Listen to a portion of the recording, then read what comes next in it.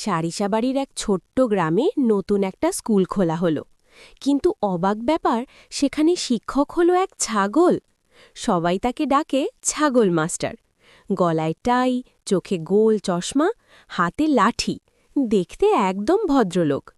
ছাগল মাস্টার ব্ল্যাকবোর্ডে লিখল 2+2 = কত। গরু বলল মা। মুরগি বলল কুক্কুরুকু। ছাগল মাস্টার রেগে গিয়ে বলল, এটা গান গাবার ক্লাস না, অঙ্কের ক্লাস। সবাই চুপ। টিফিন টাইমে ছাগল মাস্টার নিজের ব্যাগ খুলে দেখে সব কাগজ খাওয়া। সে চিৎকার করে বলল, কে আমার প্রশ্নপত্র খেয়েছে? পাশে দাঁড়িয়ে থাকা ছোট ছাগলটা বলল, স্যার, ভুল করে ভেবেছিলাম এটা লেটুস পাতা।